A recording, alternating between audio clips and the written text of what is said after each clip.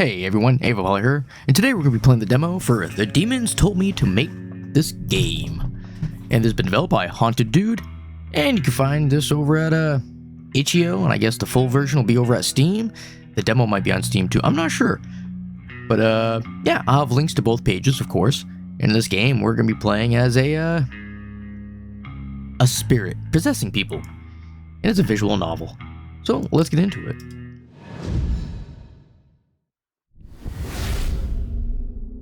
Ooh. You're here. You're here after all. Such a relief. I feared that you wouldn't come. It's alright, little one. It's all good. You're safe. You're in the void. There's nothing here to hurt you. Don't be afraid. What are you? A remnant of something that is gone forever. You can look around, but you will find the void quiet and empty and boring. It has nothing to offer you, this sleepy realm.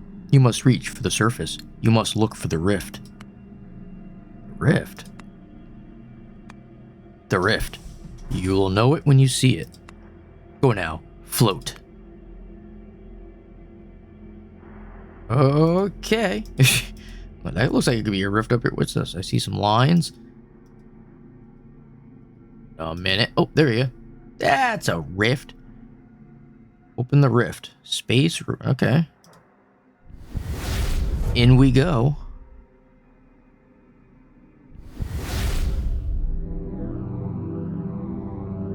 Oh, fuck me. I feel like my brain's about to ooze out my ears. Where am I? Wait, why am I tied up? Young man whose head you seem to be occupying shifts in his chair and tries to open his mouth. Seems like he's having a good time. What the hell? I don't know.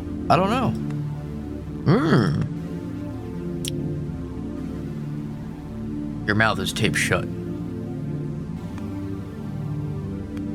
Thanks, I kinda noticed. He doesn't know about you. He thinks you're his own inner voice. You can use this to your advantage. What is this place?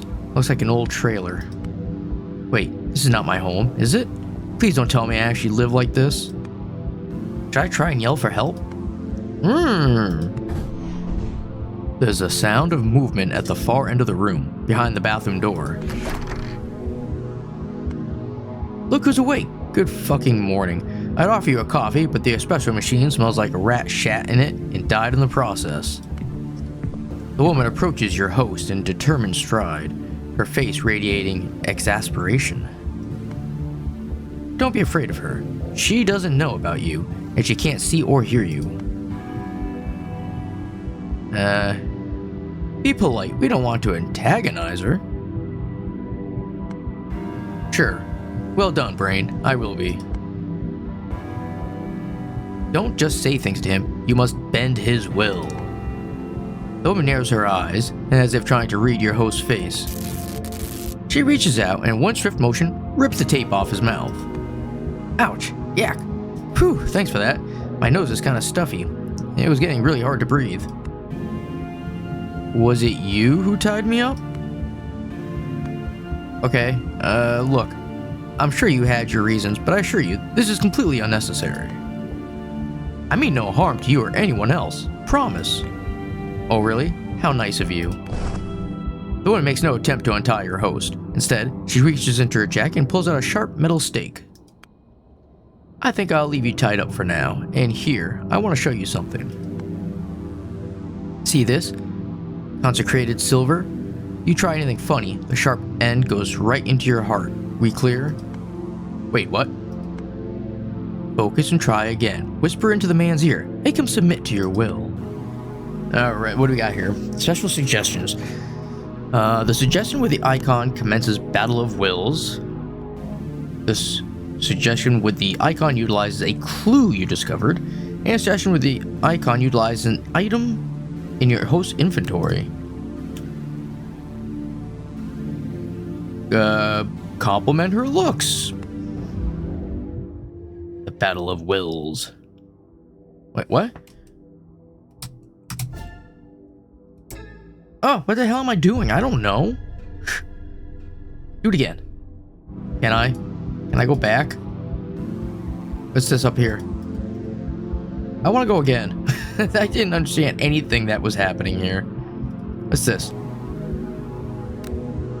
Each host has a unique set of traits defining their character. Experiment with your suggestions and battle the host will to uncover their traits. Alright. I don't know anything about them. No traits, no nothing. Alright. What's this one? Oh, loops. Clues are useful notes designed to help you complete your current objective. Make choices and explore different timelines to discover more clues. Okay, how do I? Guess I can't.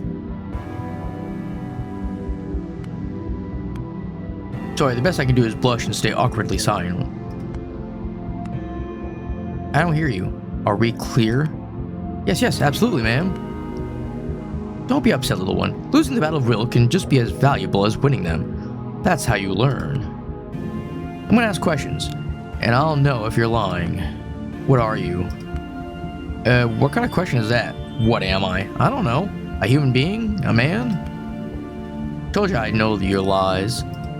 Hey, I'm not lying. Look, I don't get what you want from me. I'm a man, a guy. At least I think I am. What else could I be? She glares at your host, studying the emotions on his face. Look, dude, I watched you levitate across the sky, your eyes glowing red, with your arms spread wide like you're the second fucking messiah. You're not the first demon in my career, so just cut the crap. What are you and who do you serve? Oh god, she's a loony. I'm kidnapped by a deranged cultist. Fuck.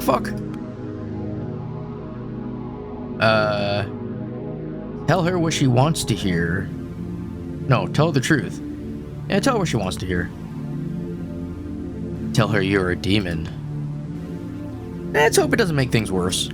Okay, you got me. I'm a powerful winged demon straight from the deepest pits of hell. My name is... Beezle Bobby, Ghost Driver, Doggy Dog, Ghost Driver. Ghost Driver, right. That's my demonic name. That's totally not ripped from comics. Ghost Driver, The woman lets out a tired sigh and rubs her eyes. Easy, Gum, easy. Just count to 10. Gum, is that your name? I hoped I wouldn't have to resort to drastic measures, but you've been warned, man. You fuck around, you find out. But I didn't do anything. She holsters her silver steak and leaves the kitchen. Only to return a moment later, wielding in her right hand a huge, pink... Is that a dildo? What are you thinking of doing with that thing? This is Love Wand, a very useful tool against your kind. Seems like telling her I'm a demon did make things worse. Why is she threatening us with a good time? This feels inappropriate. Yeah, why is she threatening us with a good time? Tape can't take his eyes off the item in the woman's hand. Okay, wait, our name is Tape? Okay, first, this is starting to get weird. Second, now it doesn't feel like right time to explore my sexuality. Wait, who's Tape? Third, hey, get this thing away from me. Or what? Look, I promise, I'm not a demon or anything. I'm just a guy, an ordinary guy. My name is... I don't remember. I don't remember any name. Yeah, right. Hey, I'm saying the truth. What do you remember? I remember job, friends, hometown, the unimaginable horrors of a fucked up dimension you come from. No, I can't remember anything about myself. Anything I try to think about just comes up blank. Uh-huh. How convenient. Hey, for all I know, you did this to me. Who even are you? Drop this act. I'm pretty sure you know who I am. No, I don't. We friends? Exes? Enemies? Whatever it is, I've got no memory of any of that. Look, I promise you I'm telling you the truth, okay? Your promises mean nothing to me. My friends enter this damned town and never come back. Then you come flying out of the sky, crash land on my porch, and pass out right in front of me. So yes, I'll take whatever you say with a massive boulder of salt. It's better than a grain, I guess. Wait a minute. That kind of still seems like we're like a superhero. We can fly? This is so bad. She's a total psycho. How do I reason with a psycho? Oh. You should just plain tell her that she lost her mind, or... Yeah, let's do this one. I gotta figure how to do these battle of wills.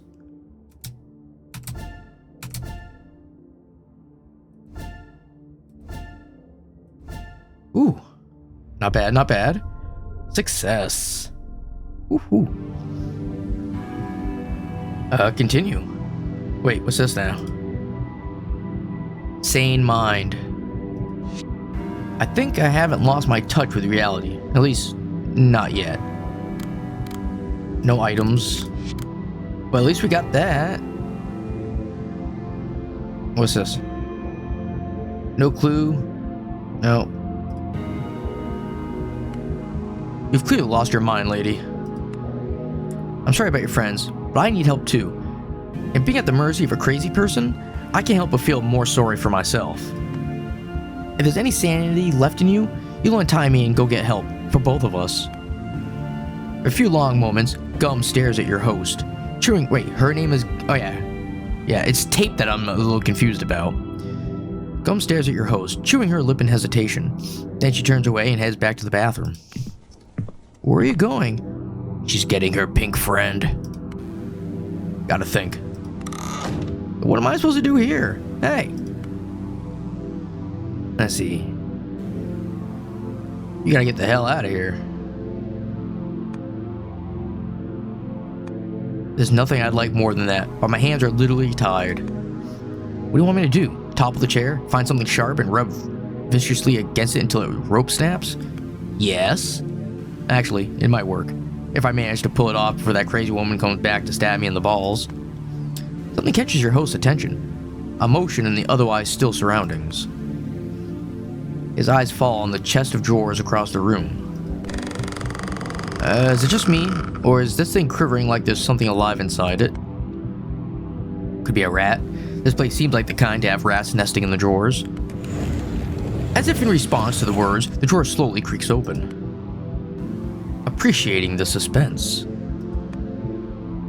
4 long, pitch-black fingers crawl up from inside the drawer and grip its edge tightly. Ooh, I'm liking that. Then the whole hand shows up, too large to belong to a human, followed by an impossibly long forearm. What the fuck? The arm flickers, as if phasing in and out of existence.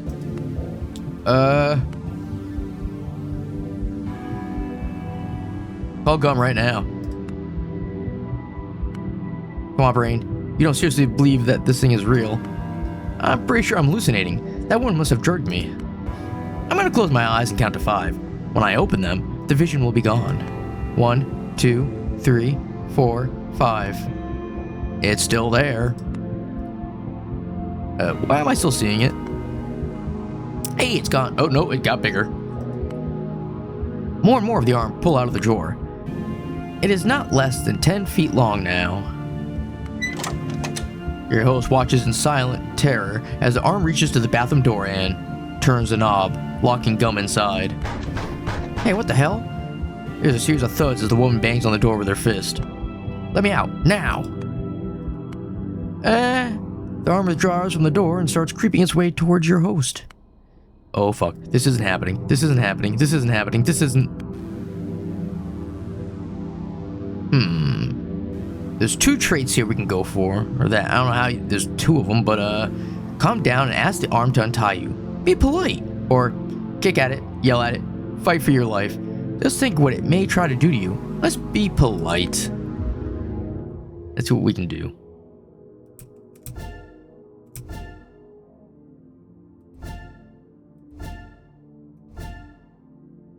Nice. Success. Generally a nice person trait revealed. That's the one we got. I thought we would have gotten 2. I try to do good things. Be kind to people. Treat them well. I mean, that's got to be the right way to live, right? Actually, try might not be that right word. This isn't something I force. It just happens. It's how I am. You think it'll hear me? It doesn't seem to have ears. Oh, to hell with it. Dear, demonic arm? Hello? As you may have noticed, I'm a captive of the woman you've just locked in the bathroom. Given that you are not apparently a friend of hers, could I expect your help in getting myself free from this pickle? Was it polite enough? I would hope so. Brain, I think your arm can't hear me. With an impossibly disgusting bone crackle, the monster lunges forward. A black palm cover the world before your host's eyes for a moment, before going lower, aiming for the neck.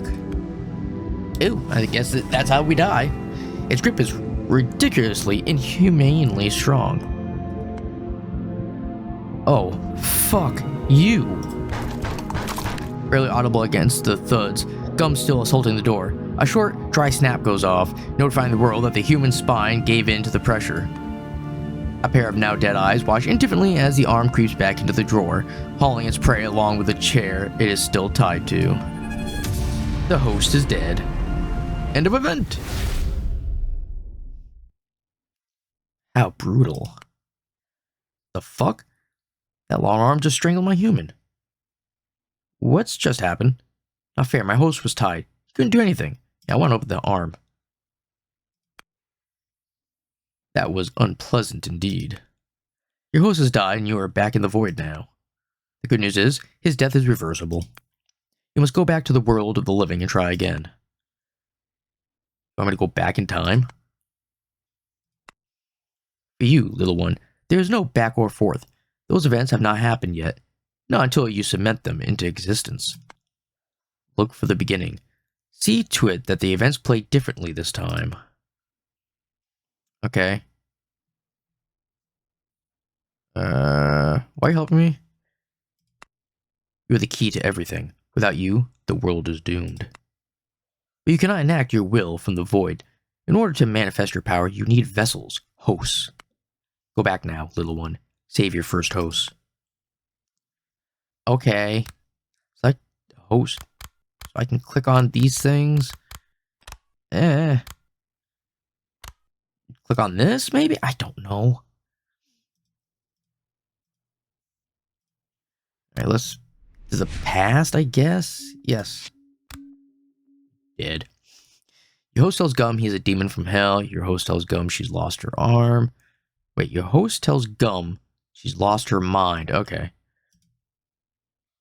I'll just try to do things different.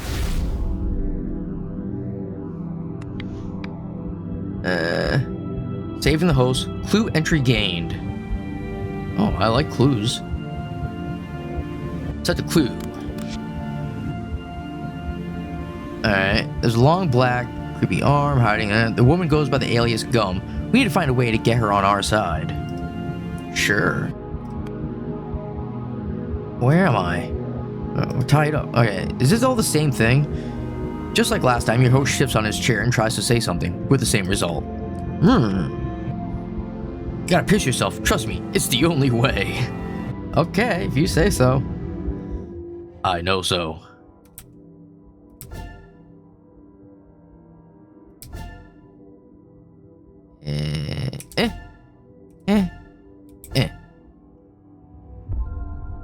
Success. So, I guess we piss ourselves and then what?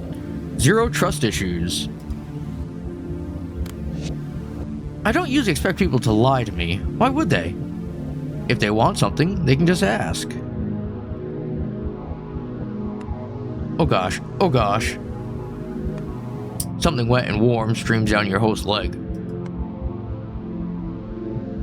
Ew, man. It's like middle school all over again. So what now?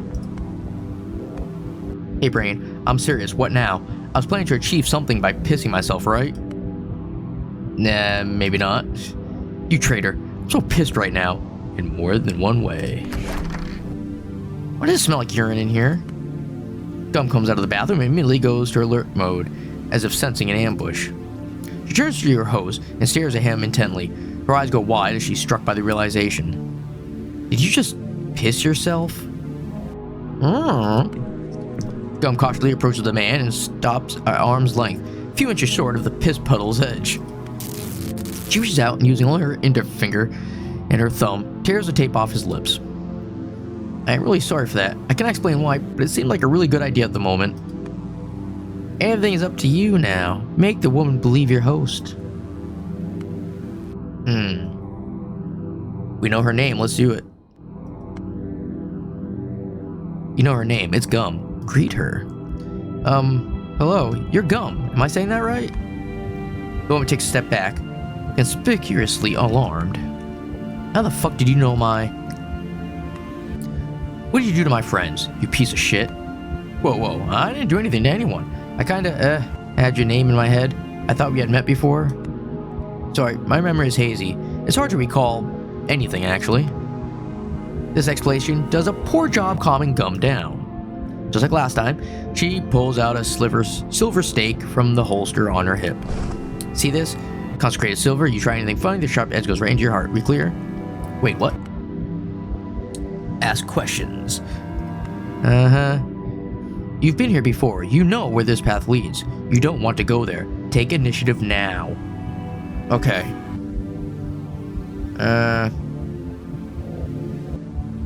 There's a reared arm in the chest of drawers. Tell her to check it. Yes. Please just look in your drawer for me. Just go. Weird arm? What do you mean, weird arm? That sounds like a sequence of words with zero sense behind it. Just look at her. She's already as disgruntled and suspicious as she can be. Okay, whatever. Ask away. I doubt I can provide answers you'll find satisfying, but I promise to do my best. Marvelous. What are you, and who do you serve? You're almost strong enough to wield dictating word. Give your host a little push now. Make him do something he'd agree to, but wouldn't think to do himself. Bend his will once again. You'll see what happens. Okay. Memory's coming back. This is your wife, Mary. You're both into BDSM play.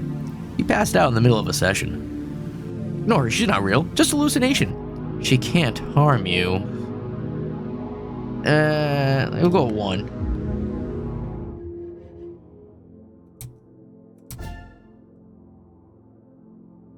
D.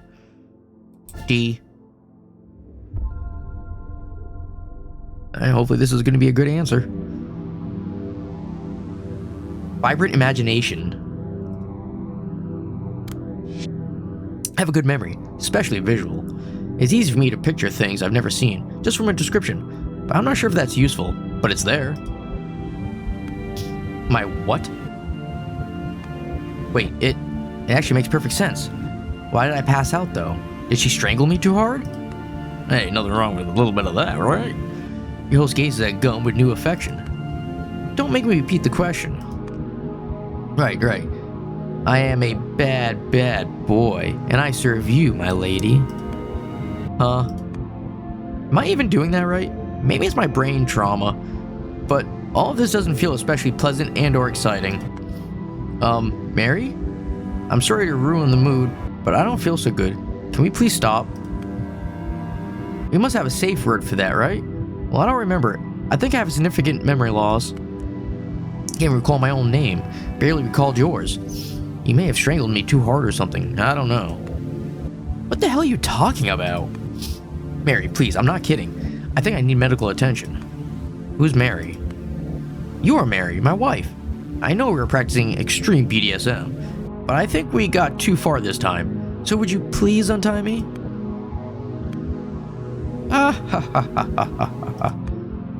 General belly laughter shudders Gum's body. She laughs so hard she has to wipe away tears from her eyes.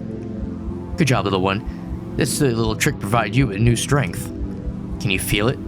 Dictating word. What's this? Dictating word allows you to win the battle of wills instantly. You have 1 instance of dictating word per event. Use it wisely. I don't know if I want to use it though. Use it now. While active, it allows you to dictate your will to the host instantaneously, denying him the option to challenge you. Bend his will and use dictating word.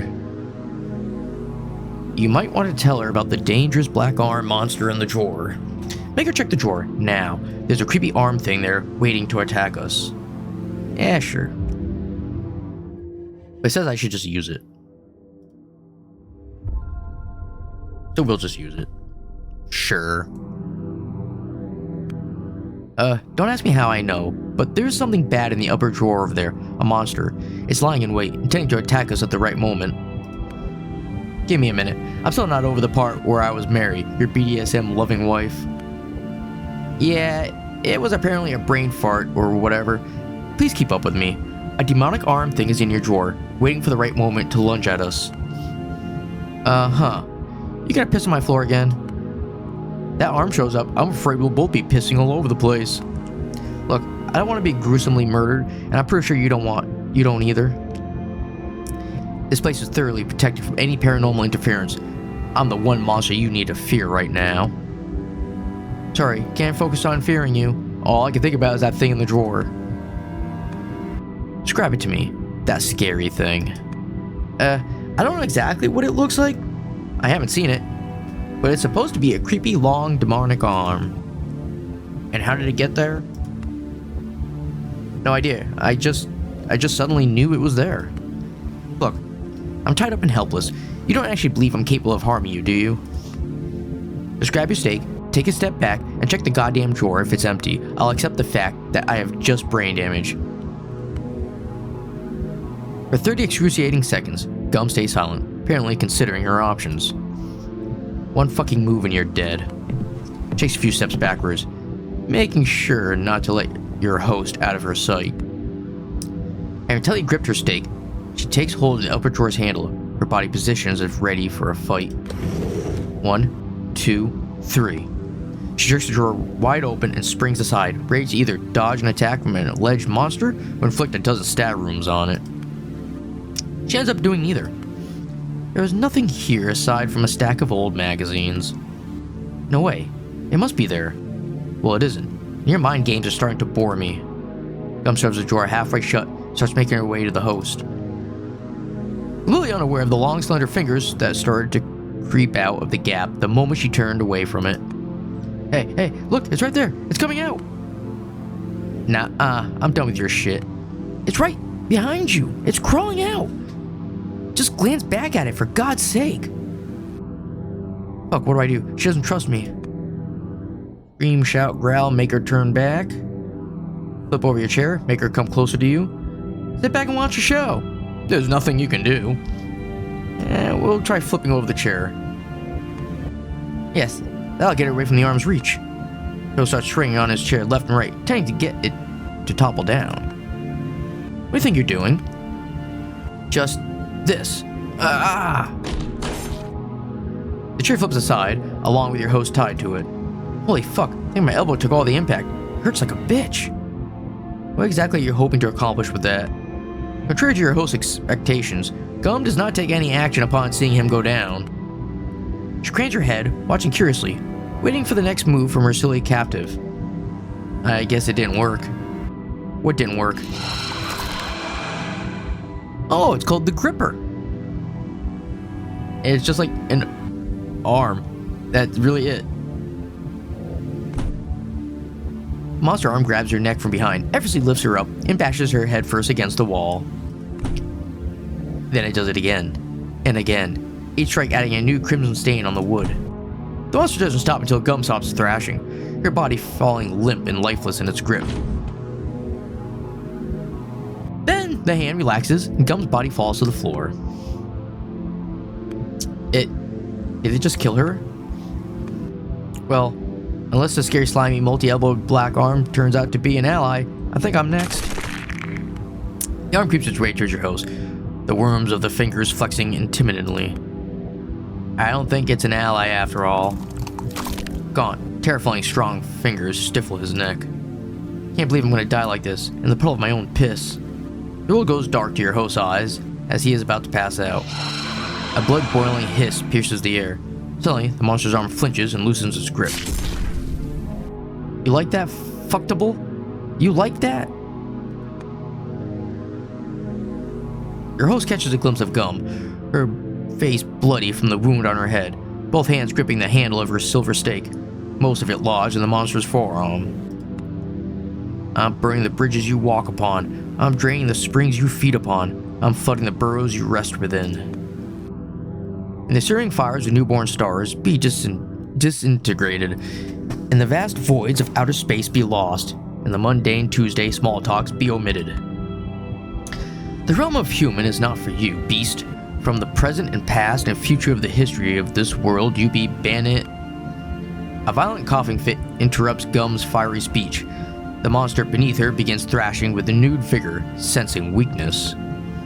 Oh shit, fuck this. By my authority as the person who kicked your ass, I command you to eat shit. With my name, Vanessa Vega, I am banishing you from this plane. Be gone. Oh, we know her name now. Another hiss of pain cuts through the air, followed by a horrid stink of burnt flesh.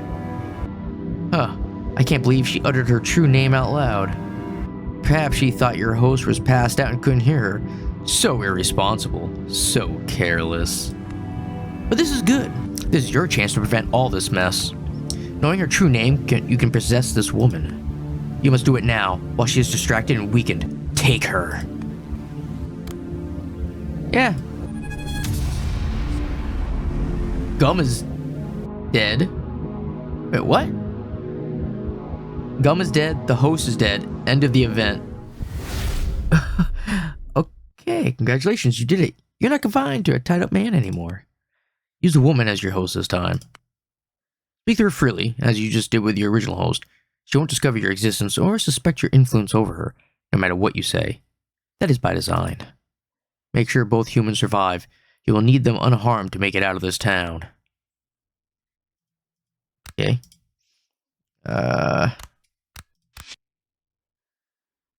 Yeah, that's not what I'm...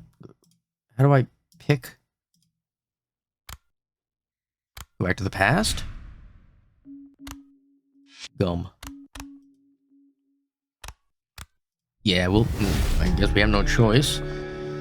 Deep booming voice echoes in Gum's ears, the last words her mentor said before leaving, playing on repeat in her head. You're wrong, Gum. I do rely on you. That's why you're staying behind, as our backup. If we screw up, someone must step in and fix everything. You're the one person I know I can trust with this. Gum fixes her gaze on her reflection in the mirror, the traces of tears still visible on her cheeks. You're the one person I know I can trust with this. What if you're wrong, Coat? What if I can't do it? If only you knew how mad at you I am right now, idiot. Why didn't you take me with you? Where are you now? What am I supposed to do? What if you're dead? What if everyone is? No, stop this. Stop this now, Gum. You can't afford to break down. You've got shit to do. Gum rubs the tear streaks off her cheeks and takes a deep breath. Atta girl. Alright, let's see. Recollect what you know. It'll help calm your nerves. Let's check on the captive. Let's recollect what we know. That way we gain more info. Yep, good idea. Where do I start? Your friends. Lens, Patch, Ink, and our leader Coat.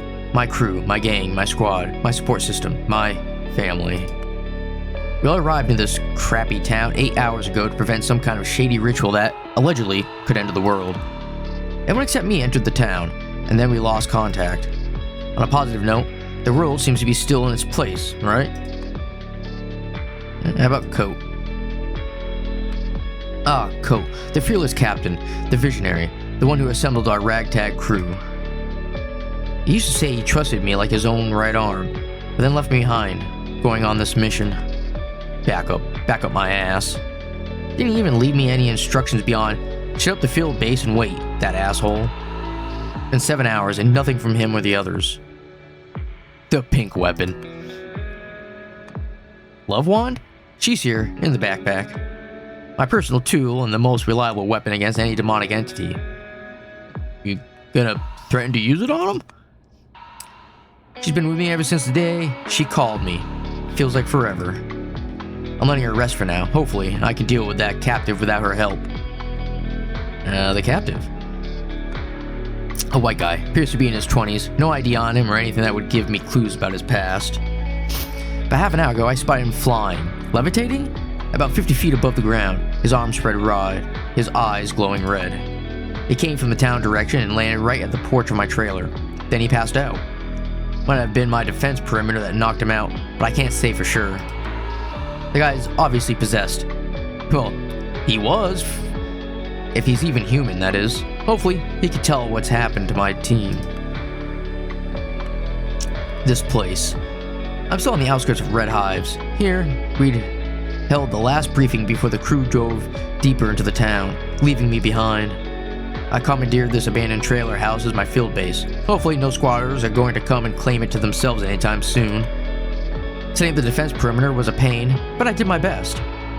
Can't say much about the town. Cope mentioned it's a dump with failing businesses and receding population. So, what kind of a protection defense barrier? Because it doesn't seem like it worked. I mean, obviously, there's a spirit that is able to possess people in here, and then there's an arm. And we're good to go. Are we, though? I still feel like I'm falling apart. One step at a time. That's how you always did it, girl. One step at a time. We go into the town, we find witnesses, we find traces of the team. But first, we deal with this demon guy. Speak of the devil. Tits up, soldier. You have an interrogation to carry. Fake silver steak? Wait, it's fake? Select an item or trait from... Okay. In fact, it's made of iron. Oh, no wonder why it doesn't work. Remember, Gum, act strong. Show him who's the boss. Be the badass. Come on, you can do it. Look who's awake. Good fucking morning. I'd offer you a coffee, but this espresso machine smells like rat shat and is dead in the process. Gum approaches the man and jerks the tape off his lips. Ouch! Yeah, phew, thanks for that. I know it's kind of stuffy and it was getting really hard to breathe. Was it you who tied me up? Ugh, the talkative type. I hate those. Okay, look. I'm sure you had your reasons, but I assure you, this is completely unnecessary. What's this? Saving the host. I must warn Gum about the Gripper monster in the drawer, and I need to persuade her to free my original host. Okay, we'll try. No harm. Find a way to intimidate him, girl. Don't intimidate him. Play a good cop. Act nice to deceive him. Look at him, he's harmless. The thing that possessed him must have left his body. Fuck him up, make him terrified of you. Let's, he's harmless. Alright. Same as the previous dozen dudes who looked and acted conspicuously benign and totally did not turn out to be child-gobbling monstrosities. What's wrong with you, Gum? It's a terrible time to let your guard down. Gum reaches for the holster on her hip and pulls out a decorated garden stake. She holds it up so the captive can get a good look at it. First, I think I'll leave you tied up for now. Second, see this? Yeah. Do you see through it? Does he know it's neither consecrated nor silver? Would it matter if he does? It's still a sharp object I can use to stab him with, right? So the questions. Hey, don't you lie to me, I'll know if you do. Okay, blah blah blah blah, this is all the same. Alright. Ask what he remembers and go from there. What do you remember? What I remember. He squeezes his eyes shut and throws his head back. It's strange to squeeze something helpful from his brain. After a long intense pause, he finally shakes his head.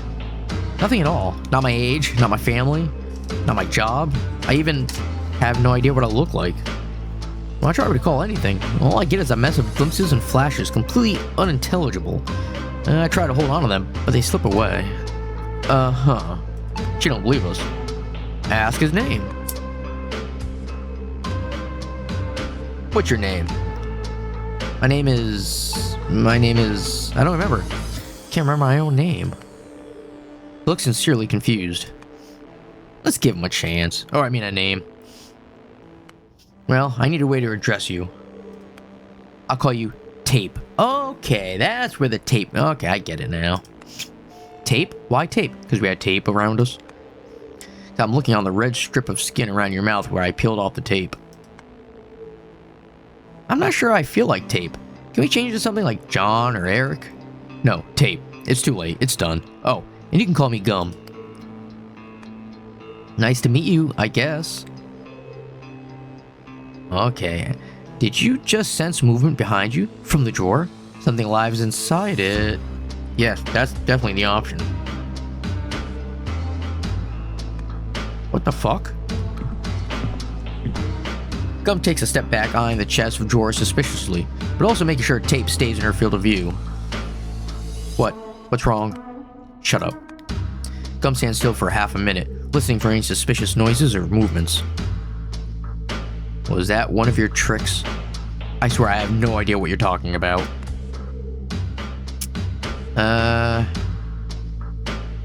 Keep your ready. Yeah, let's keep the weapon ready. Trait gained. Trust me, I got this. Don't worry, I know what I'm doing. We'll see. Should I go grab Love Wand instead? Nah, that'd be an overkill. It's just a trapped squirrel anyway. If I can help you with anything, you'll help me greatly if you shut up. Okay, just saying.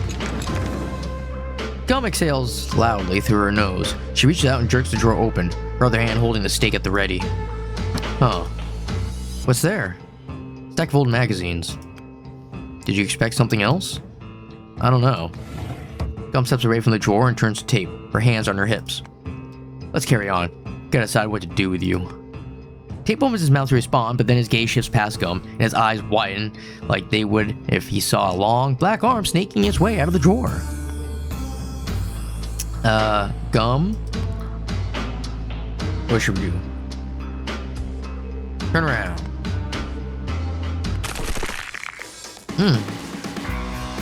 Gum turns around just in time to see black hands surge at her. She drops on her butt, dodging the deadly grip by a mere inch.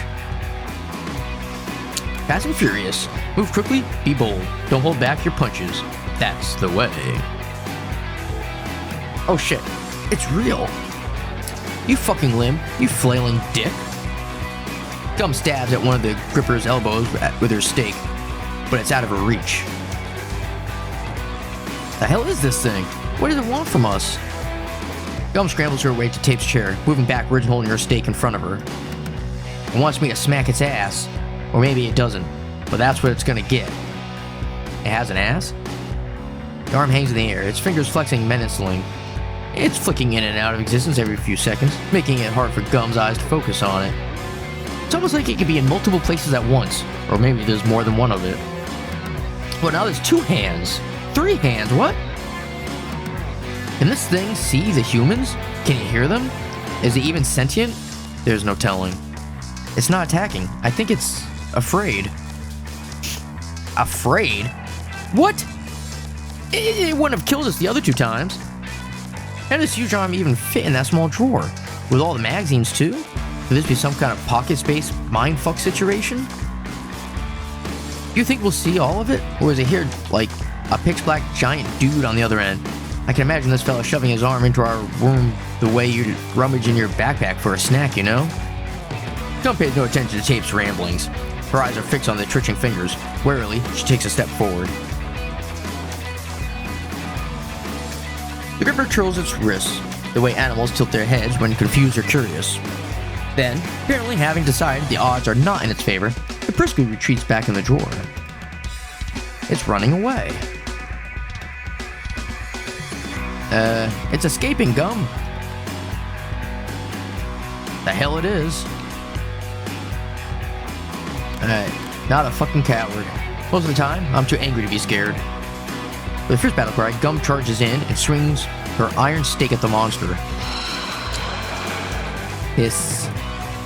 The creature thrashes around, evading the attack, and seizes the tip of the stake, intent on wrenching it from Gum's grasp. Gum tightens her hold, clutching the handle with both hands, apparently resolved to dodge before she lets it go. Curl its pinky! Do the joint lock! After a short struggle, the gripper shakes violently, sending Gum tumbling across the room. Instead of using its chance to retreat, the monster rushes after the woman. Gum still on the floor. Clearly does not have time to dodge or parry the attack. Fuck no. Tape swings on his chair and performs the only move available to him, falling sideways and pressing the gripper's forearm to the floor with his shoulder. Take it, you bastard! It gives Gum a second she needed to get up. Hold on, I'm getting my love wand. Do I look like I'm in control of the situ? The gripper shrieks and hurls Tape aside.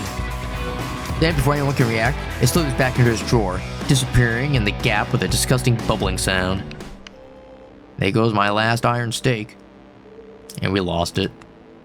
I thought you said it was consecrated silver. That was a creative exaggeration. With a single strenuous motion, Gum swings a chair, Tape still strapped to it, back onto its legs. You alright? Sure. Bruised my ribs when I fell down, but hey, at least I got to take part in the monster ass beating. Yeah, thanks. Gum stumbles her way to the chest of drawers the gripper disappeared into, and pulls all the drawers out of it.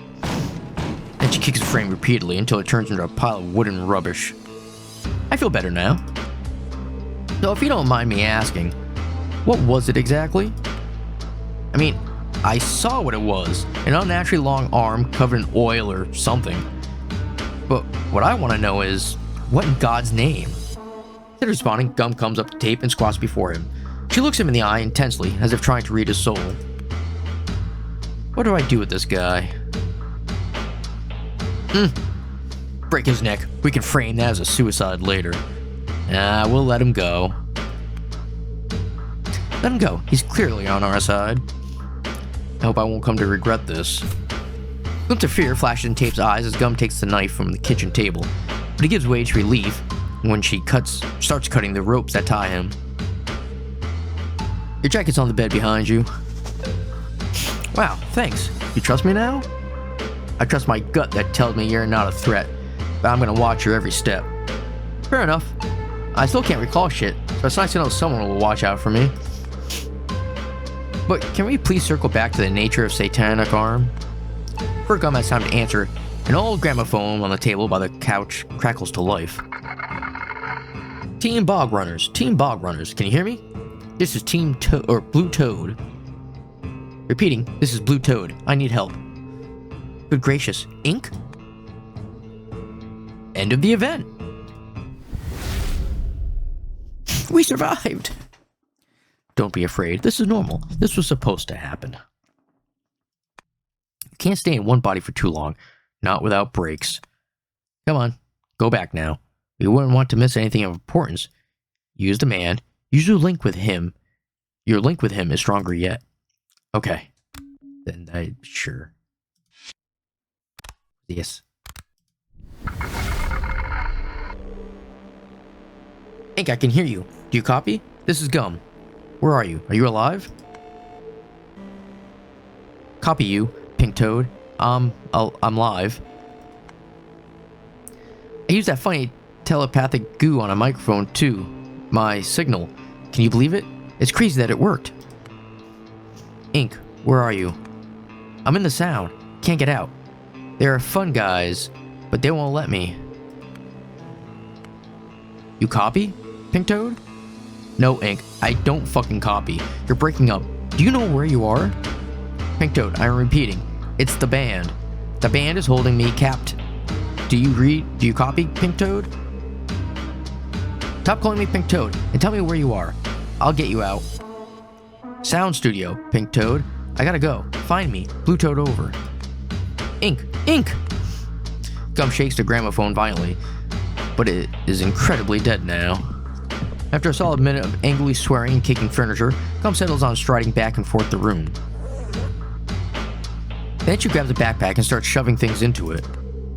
I guess this is not the right time to ask her about the black arm again. Offer your help. Sure. I'm a nice guy. Good thinking. Gum, I want to help you. Tell me what I can do. You can recall what happened to my mates. That would be useful. Sorry, still a blank page. Well, in this case, you're gonna help by not creating any more problems for me. Can you explain to me what's going on? Not sure I can. There's a lot going on, Tape. Damn lot. I'm only asking for a quick recap of the situation, like in 2 sentences, please. Okay, as you've probably figured out by now, demons are real. Demons as in demons of hell? Does this mean heaven's real too? No. Forget heaven and hell. It has nothing to do with religion, alright? There are other planes to existence that we humans can't feel or detect. And numerous beings exist right here, back to back with us. Spirits, wraiths, and other civilizations, you name it. Like strings on a guitar deck. We don't touch each other, but we resonate together. And besides that, there are ancient gods out there, sleeping in the black holes that like cradles, and predacious ideas that parasite on sapient minds. Kinda sounds familiar. And besides that, there are other dimensions, billions of them. Some are just like ours. Some are literally nightmares populated with horrors. Please stop. I think I'm having a panic attack. I warned your tape. The good news is, we're not alone in the universe. Everything else is bad news. Reality as you know it is a tiny oasis surrounded by unimaginable chaos. This oasis is protected by a good hard wall, but sometimes things fall in through the crevices. I'm in a group of people who deal with those things. We learned about a world-ending ritual that was being prepared by a cult in a small Midwestern town. This town, Red Hives. We arrived here last night. Outside of the trailer park at the town's edge, my team went further in to stop the ritual. I stayed behind as a backup. Weird black arms coming out of the drawers is a glaring sign that things probably didn't go smoothly for my guys. Are you following? I think so, but I still don't understand where I fit in this picture. Neither do I. That's why you're going to stay here and lay low until I figure it out. What about you? I'm heading out. Gotta find and rescue my moronic teammate. Be back as soon as I can. No way we're staying here. Demand to go with her. Let it go. We'll find our way out of this trailer. And we never picked this. Be silent. Let's go with 1. No way we're staying here. Yeah. You surely understand that it's a bad idea to leave me in this place. Alone and stripped of means to protect myself. I mean, we've just been attacked. Right here. Besides, if I go with you, I could be of help. I want to be. This is really nice of you, but the answer is no. I ain't no babysitter. This place is protected from intrusions. Really? Like that black arm. Or the spirit that I am, possessing people. This place is protected from intrusions. Whatever wormhole the arm used to get in is closed now. You'll be fine. Gum, this is unfair. Life's unfair. Gum zips her backpack, throws it on her shoulder, and springs out of the trailer. The lock clicks shut behind her. But couldn't we still just get out? I mean, does it really lock from only the outside? Not cool. End of the event. Huh. The outcome is finally satisfying enough to move forward. Now you need to cement it into reality. Do that, and you'll be able to move on to the next step.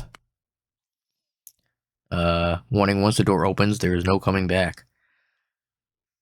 Sure, let's open it.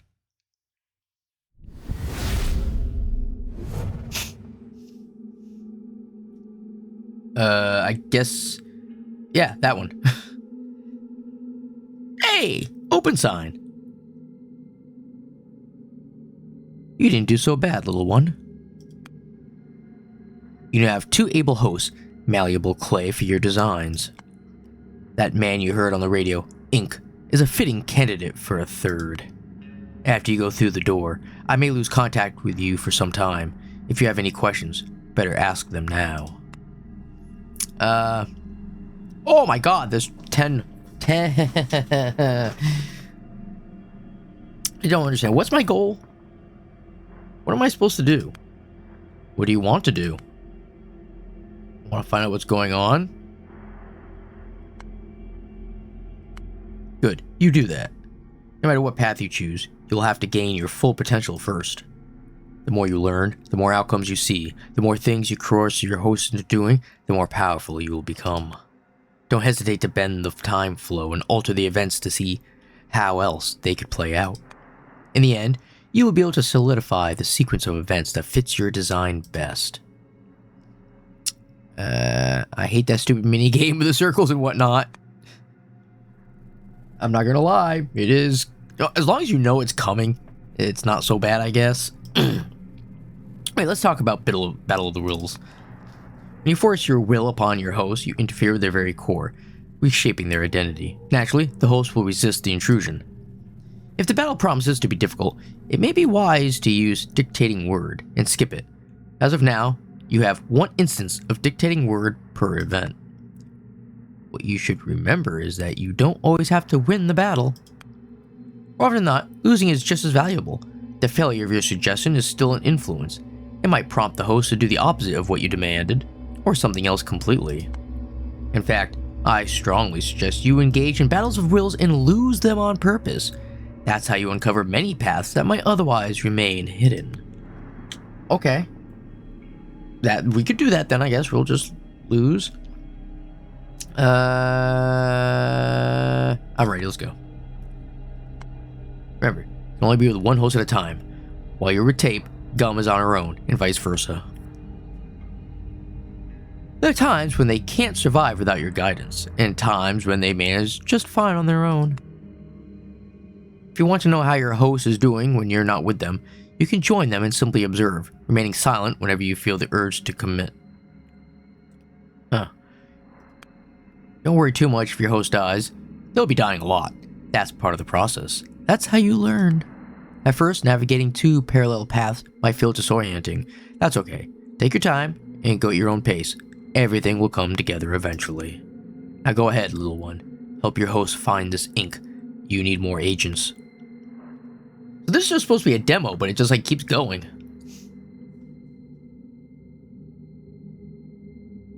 I actually thought it would have ended already. Of punks and bees. Down here. Oh, there's a door. Stern shadow. Why aren't you eating? You should eat. I want to go home. I know you do, and we've talked about this. The wall is impenetrable. There's no way home. You should eat, really. These pancakes are delicious, I promise. I don't want pancakes. I want my mum. I want mum. What's that? Take a seat now and I'll have you sent to the cold room. Do you want to spend another night in the cold room? No. No what? No, ma'am. Eat your pancakes. Choose chronology. What?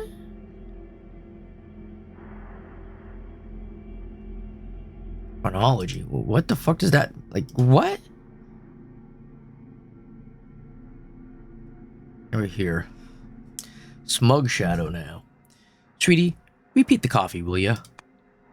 Be brief, Helen. Only got 15 minutes. What did you call me for?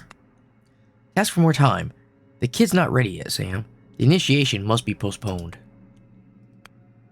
For your own sake, this better be a joke. It's not. There's something wrong about the kid. I haven't figured it out yet, but I will, if given more time. I need you to talk to the uppers.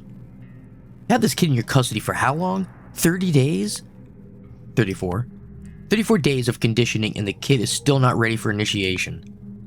Sam, I'm telling you. Shut up, will ya? Your lousy job is not my mess to clean. I think I'm gonna risk my ass covering for you before the higher-ups. Then, darling, you must have the wrong idea of our relationship. For fuck's sake, I'm not asking you to cover for me. I did everything by the book. By all signs, the kid looks ready. But I know he isn't. You're not making any sense. It was fine at the beginning. Normal adaptation. But at some point, he got, I don't know, obstinately obedient. You see, he's quiet. But not stupid quiet. He seems to be eerily intelligent for his age, and I keep catching glimpses of some deep malice in his eyes. There's something wrong about this boy. Some anomaly. I can't put my finger on it, but look. All I'm asking is more time to work on him, to figure it out. Are you hearing yourself? Deep malice in the eyes of a 7-year-old? Oh, Helen. You spent too much time around children. It's starting to reflect on your mental health. I'll speak to higher-ups. We'll get you reassigned. What about the kid, Sam? Game ready. The initiation will proceed as scheduled. Okay. I don't really know. Let's go over this again. Yes, ma'am. Why are you here? To study in the magical school. Why you? Why not some other kid? I have talent? The gift. That's how we call it. You're a gifted child, and the gift of yours must be put to use for greater good. Why can't you go home? Dangerous. That's imprecise, boy. You were taken from home because you were a danger to those around you. If not for us, you would have got your whole family killed. Fortunately, we were there, and your family is safe now. That's not the only reason why you can't return to your home. I'm very far away. Mars is very far away. The moon is very far away. Your home is not far away. It's just across the wall. I can't walk through walls. That's correct. At least you know that back home your family is safe. Your mom is safe. That's the silver lining, right? What would you be willing to do to find your way back? To see your mom again? I can't walk through walls. Walls have crevices. One we used to extract you has collapsed, but there might be others. If you study with us, study really, really hard, and learn to control your gift. Maybe one day you'll be wise and powerful enough to find another crevice in the wall separating you from your home world. You want to find it, boy? You want to see Mom again? Yes. More than anything? Yes. Very good, boy. Very good. I want to say that's 2. This one I'm going to put at 3. I have to continue.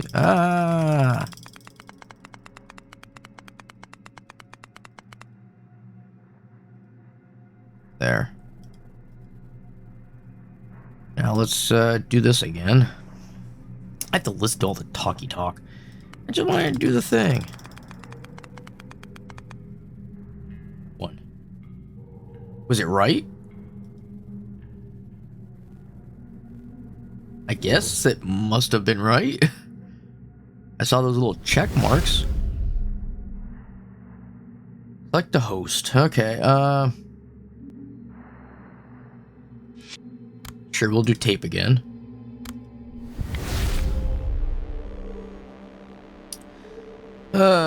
Entry gained a clue while on their own.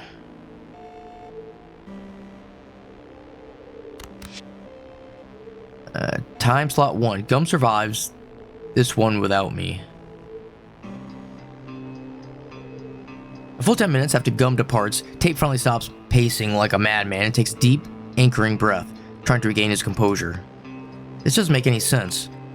He stands in the middle of a shabby trailer, his head a storm of half fear, half rage, his breathing coming quick and heavy. I can think, I can talk, I can name things. This is a couch, this is a wall. I know I'm a human, an adult man. I know I live on Earth, a planet full of people like me, if only slightly less confused. I know I'm inside a trailer that sits at the edge of a town. I know I speak English, and I know that English is a language. If I know all that, surely I should know something about myself. I've gotta get this point somehow, right?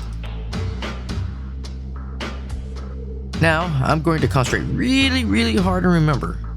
I'm going to remember... brain just gave me something. My name, my age, anything. Just something. The name and age should be in your ID. Check your pockets, maybe you have it. What? She already said we don't have an ID, so...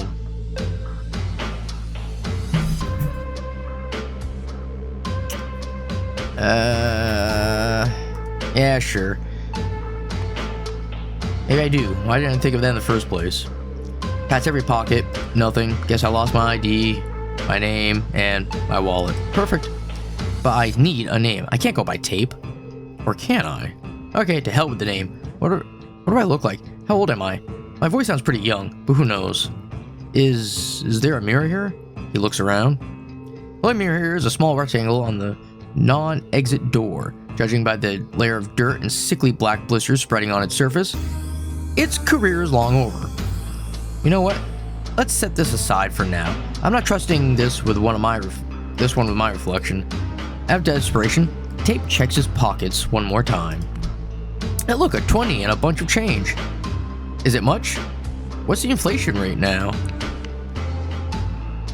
Hopefully, if it comes to surviving outside, this amount will get me through a few days before I have to resort to offering blowjobs for food. I'm not sure if I should be alarmed. That was the first idea I came up with. Alright, let's look out the window. Tape walks up to the window and squints, trying to figure out what's outside. A pool of mellow morning light floods a shabby trailer park, casting heavenly halos around the scattered garbage on the bare ground. However, much of the view is obscured by the wood planks nailed across the window. Not sure. The landscape doesn't ring any bells. Maybe I could make a better guess if I were outside. Why are you talking to yourself out loud? It's weird. Oh wait, it's in here. Oh, I got money. Shameful amount, really. Yeah. Is it? Seems normal to me, especially given the circumstances. Realizing my thoughts can give me a fresh perspective, deepen my understanding of the situation, and calm me down when I'm stressed. And I am stressed. But it's okay to be stressed in such circumstances, right? It doesn't mean I'm weak. Even if it does, there's nothing wrong with being weak. Except there's a lot wrong with being weak. I even have a phantom feeling that I was bullied for it before. Thank God I'm alone here. Ooh, we got a trait. Bad case of overthinking. Should I? Or rather, I don't know, man. I just don't know. Alright, move on. Seeing this trailer doesn't seem to stimulate your memory. Huh?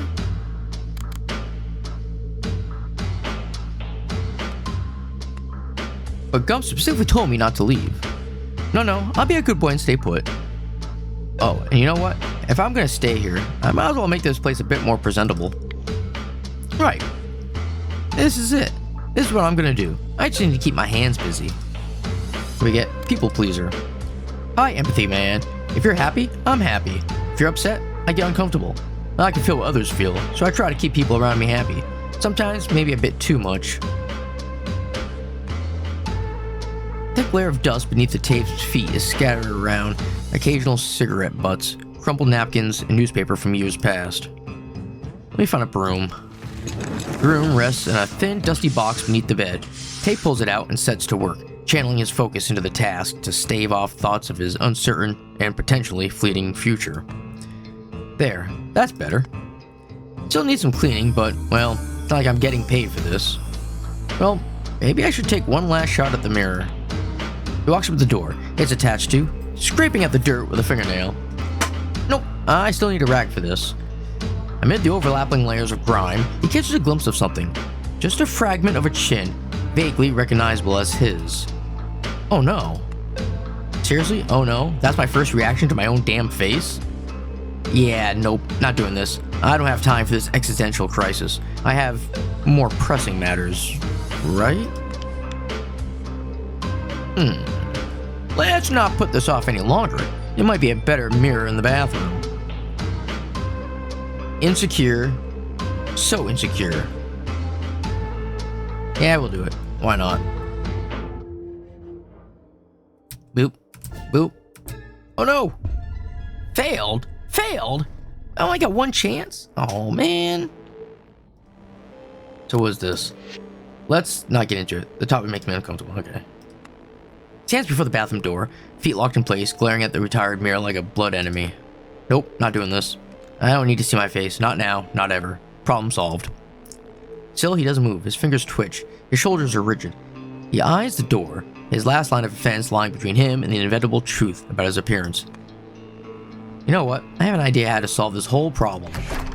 He yanks the door open in one sharp motion, and flings himself to the side, pressing flat against the wall, like dodging a sniper shot. As expected, the mirror is here, unmoving and indifferent. It reflects the contents of the bathroom, including the empty spot where Tape would have been standing if he had entered the room normally. For some reason, that feels even worse, Tape fumes. I hate this. I hate everything about this. Before thinking about what he's doing, he swings, his fist smashing into the glass. Fixed it. He flexes his fingers, inspecting the shallow cuts across his knuckles. Small price to pay.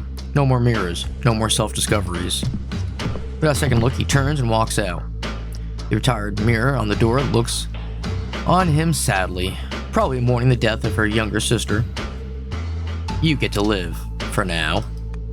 Tape sets aside over the broken glass, the sharp crunch beneath his boots sealing his decision. No more surprises, no more existential crisis. Awesome. Now, what else do I do? Let's see. Let's go through her belongings. Why would I do that? No, it's definitely impolite. At this moment, Tape's stomach makes a sound that might have been awkward in company, but in the monotonous stillness of his terrifying loneliness, there's no one around to feel embarrassed before. On the other hand, what if it takes her forever to come back? What if I'm supposed to see her for days? I'll need to eat and drink something, right? I'm already starving. Let's not forget, she chose to do this to me. She knew the decision would have consequences. So if I eat one of her protein bars, the world isn't gonna fall apart. Tape identifies a denim bag as guns and carefully unzips it. Well, what do we have here? The inside of the bag is slightly packed with various garments and trinkets. It looks more like personal belongings, and definitely not like supplies. And definitely not like supplies, but then there's the option. Looks like supplies. Check it. That's what we'll do.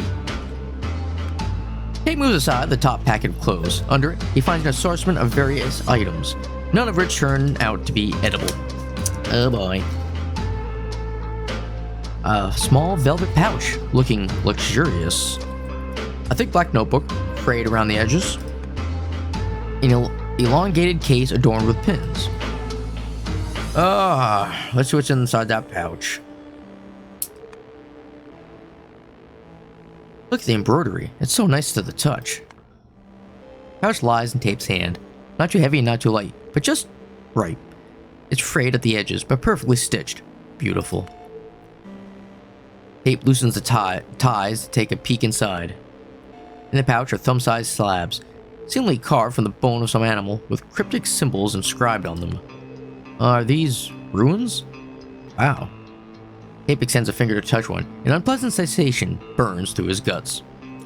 What? Such a strange feeling. It's like they're staring back at me. As if they know I'm not their owner. Creepy. I'll put it back. I wonder if this belongs to Gum.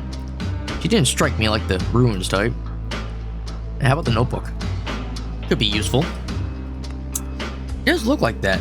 But what if it's some personal diary? It would be so incredibly impolite to look inside without the owner's permission. On the other hand, tying me up and locking me in here wasn't exactly proper etiquette either. A compromise. I'll check the first page. If it goes, "My dear diary," I'm shutting it closed. The one leather cover, pleasant to the touch, reveals the notebook's many years of use. It seems as cherished and constant a companion to its owner as a dearest friend. Okay, it's one of two things. Either I unlearned how to read, or this is utter gibberish. The first page appears to be covered in dense rows of elaborate curls, weaving into patterns that could or could not be sentences and paragraphs. Among everything written in the notebook, Tape only recognized the punctuation marks and a few pentagrams. No sensitive, confidential information for me today. Maybe it's for the best. I wonder who this belongs to, Gum or someone else? How about the case? Look at the shape. I think I know what's in there. The Tommy gun. The one case is adorned with pins and stains of unidentified origin. Just to be safe, Tape decides to avoid touching those areas. He unzips the case. Yep, just as I thought. It's a ukulele. Amnesia or not, I know for sure I can't play this thing. Let's put it back where it belongs. Creative people tend to be sensitive about other people groping their instruments. Based on our brief acquaintance, I wouldn't exactly describe Gum as sensitive, but maybe she's hiding her soft side. Or this item might belong to someone else. Anything else in there? Not sure, you know? These must be the personal belongings of Gum's companions. If I get to meet them, it might be wise not to mention that I rummage through their stuff. Making sense of it all.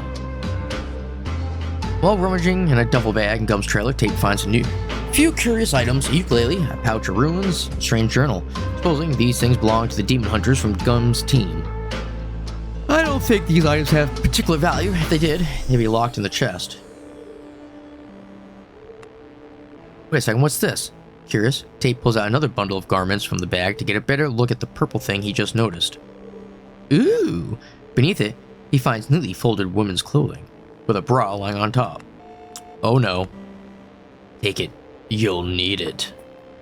If you say so, buddy.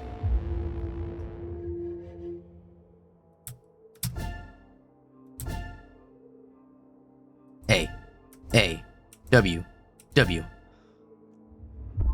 Take that bra.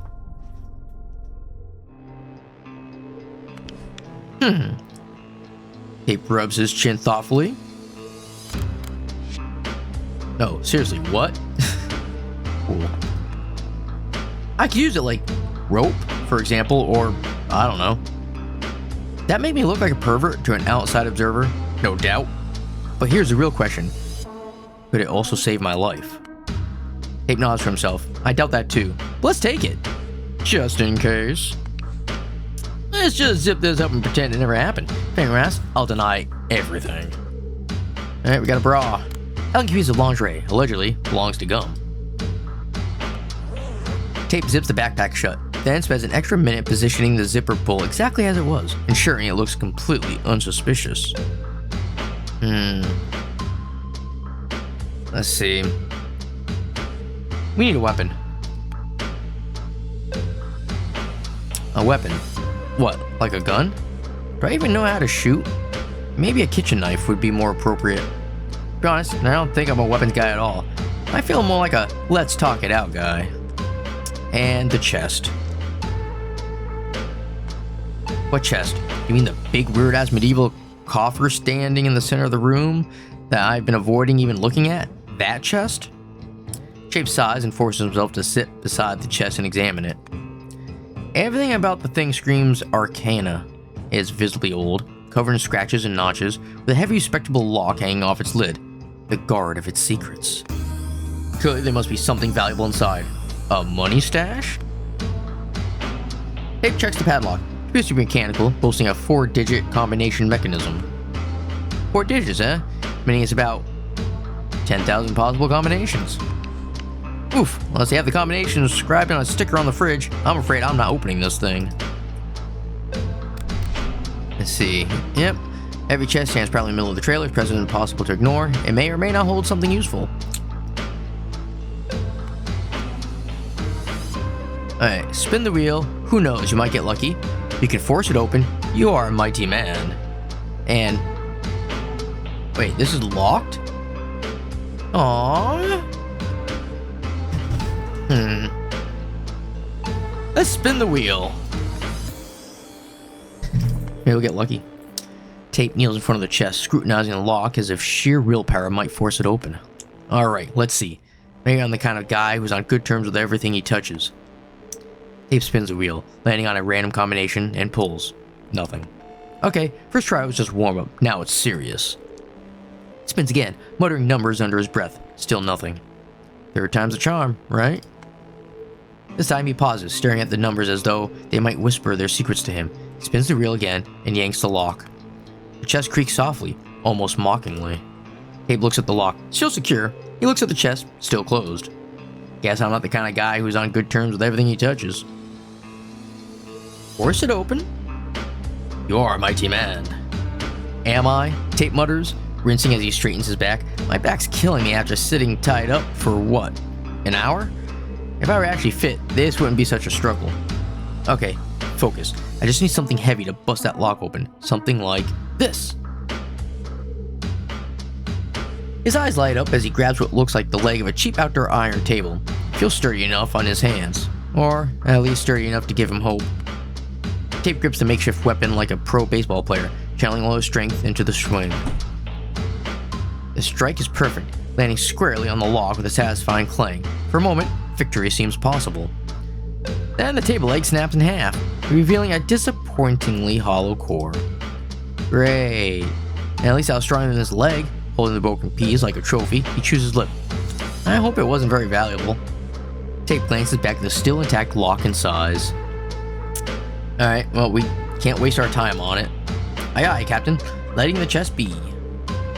Puts in distance between the chest himself and feels his back pressing into the trailer's entrance door. The door squeals displeasingly in response. I bet I can get the code if I take control of Gum. Something will probably come up where she mentions it, and then I have to take control of him again. Hear that sound? Makes me wonder what kind of locks they use for these. He turns and bends to examine the keyhole. Wait, is this? I know this. Memories coming back? I'm not sure. I just got this strange feeling like this is very familiar to me. I need something small and thin, like a wire. He runs back to the cabinets and soon returns with a hairpin in his fingers. Squatting for the door, his hand shaking, he sticks the pin in the keyhole and starts spinning it. Just so you know, I'm rooting for you. Thank you, voice in my head. I appreciate your support. Something clicks in the lock. Oh, of course, I broke it. Why did I think I was a good idea, stupid idiot? He slaps the door in anger. It obediently creaks open upon impact. Wait, what? No lock can hold me. I mostly blame my capable hands for this, but yes, I'm a lockpicker. I break locks. It's a particular skill one acquires, and I have it. I don't know what led me to learn it. I hope it wasn't a burglar. That would be awful. I can't be a burglar, can I? Abe looks at the gap, dumbfounded, as warm rays of morning light flow from into the room. Did I just lockpick this door? Let's see, wanna go outside? Yeah. If only take a peek. He pushes through the door and sticks his head outside. Trailer park around blends out into uneven rows of cheap and rusty mobile houses. Okay, I can firmly say I don't recognize this place. Halfway outside, he scans the surroundings, hoping that either the building or the landscape would trigger any recognition. No success. So quiet and empty. I guess we're in a part of town where people like to sleep in. Kind soul, please help me. Hey, that's a human voice. Sound comes from the side of Gum's trailer. Tape takes a few steps in that direction, craning his neck curiously. Oh, we're gonna get killed again.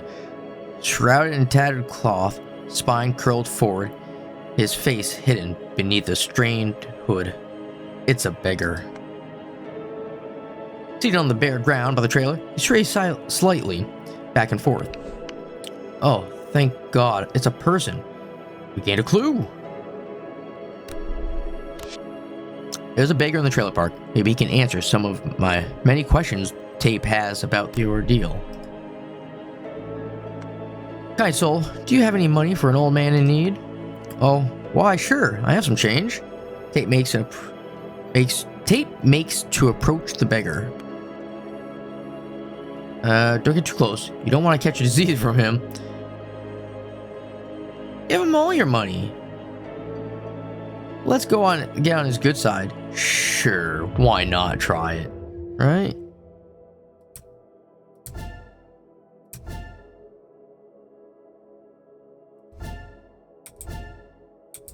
Nice.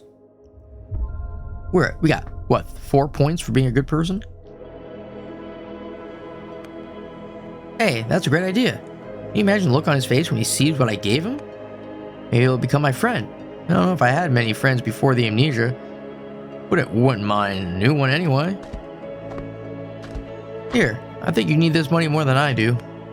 Tape squats before the beggar and smiles, laying the $20 bill gently into his palm. Aw, we lost our money. Hey, are you cold? Want to have my jacket too? Bless you, kind soul, but he has a jacket. Oh, it's nothing. By the way, I have a few questions, and I kind of hoped you'd help me out in return. Kind soul. Massive, wet, shifting tentacles spreads before Tape, unfurling like the maw of a predatory flower. A slimy sprout withers up his forearm, coiling around it in a deadly grip. The fuck? Okay, we have a new clue. The beggar appearance is only a disguise. What hides behind it is a man-eating monster with tentacles. Lots of tentacles. Tape thrashes, desperately trying to free his arm, but the more and more ghastly tentacles whip at his limbs. Within moments, the monster has the entirety of Tape's body bound. Shit, let me go. Let me go! What do you want from me? Kind soul. Hobo octopus. Help, somebody! Let this be a lesson. This is what happens when you're being kind to people. Best thing I was offer is my thoughts and prayers. Stop screaming and give it a fight. I doubt anything can be done here. Now we know to stay away from strangers. Give it a fight. Ow, I can't move my arms or legs. It's like I'm in a straitjacket. How is this so fucking strong? The hideous foul-smelling vertical maw draws closer and closer. Rows of fangs unclenched, revealing dark void inside. Tape keeps screaming and screaming and screaming, his mind boiling with primal terror. He screams until one of the tentacles shoots at his mouth and wrestles its way into his throat. Hentai? Time slot 1. Due to his kind nature, Tape is eager to respond to the beggar's pleas, coming into close contact with him with unfortunate results. He must be actively discouraged from approaching the beggar. Okay. You leave the body. The host is dead. Oh, this is the end? Okay. Well, we did pretty good. Congratulations, you've reached the end of the content available in this demo. We hope you had a great time. The rest of Loop 1 of Punks and Bees will be available in the full version of the game, planned for release July 2025. Meanwhile, you can explore the events of Time Slot 1 with Gum or Tape as many times as you like, unlocking different outcomes and discovering new clues about the Red Hive's case. Enjoyed the game? Greatly appreciate you leaving a review on Steam. Alright. So that's a really cool game. I liked it a lot. So that's the demons told me to make this game. I do love the title. And I like how we're playing as a spirit and we get to like take over people and make decisions and different outcomes. But I like the whole time travel thing to it. It's just a fun game. A lot of talking involved, well, reading, but yeah, so I'm loving this. But on that note, you'll have yourselves a good one, and I will see you later.